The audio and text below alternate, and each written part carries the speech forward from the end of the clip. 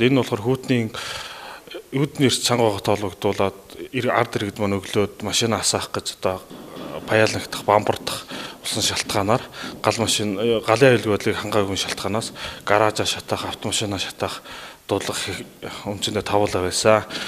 Тийм учраас одоо ард иргэдтэй автомашинаа асаахтаа галын аюулгүй байдлыг хангаж одоо бамбардах буюу паяалнагдахтаа галын аюулгүй байдлыг хангаж ажиллахыг сэрэмжлүүлж байна. Онцгой байдлын ерөнхий газрын 2018 оны үйл ажиллагааны төлөвлөгөөний дагуу гамшигаас хамгаалах тухай болон галын аюулгүй байдлын тухай хууль түүнтэй нийцүүлэн гаргасан стандарт норм нормативын баримт бичгийн хэрэгжилтийг хангуулан төлөвлөгөөт хяналт шалгалтыг хуваарийн дагуу үзүр үйлчилгээ соёл урлагийн байгууллагад 2018 оны 2 дугаар сарын 1-ний өдрөөс эхлэн зохион байгуулж байна.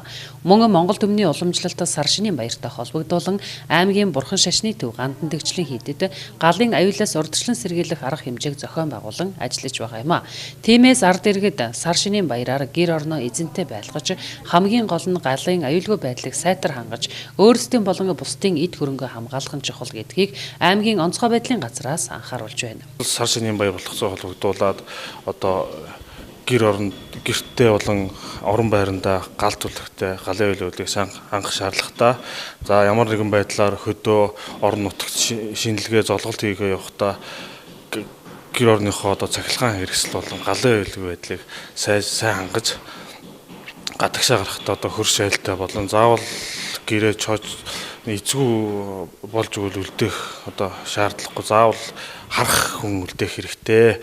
Тийм учраас одоо энэ гэр орон маань үзэндээ галын аюулгаас хамгаална гэдэг та бүхний маань одоо насан туршдаа болон энэ одоо ажил хөдөлмөрлж хурааж байгаа эд хөрөнгө гэдгийг сайн санах хэрэгтэй. Тийм учраас одоо энэ сар шинийн баярын өдрүүдэд амар амгалан тайван гал төмөрийн дуудлахгүй тайван байхыг ард иргэдээ сэрэмжлүүлж байна. Өнгөрсөн 2017 онд Ховд аймгийн хэмжээнд гал төмөрийн нийт 63 дуудлага бүртгэгдэж 130.6 сая төгрөгийн хохирол учирч 446.3 сая төгрөгийн эд хөрөнгийг авран хамгаалсан байна.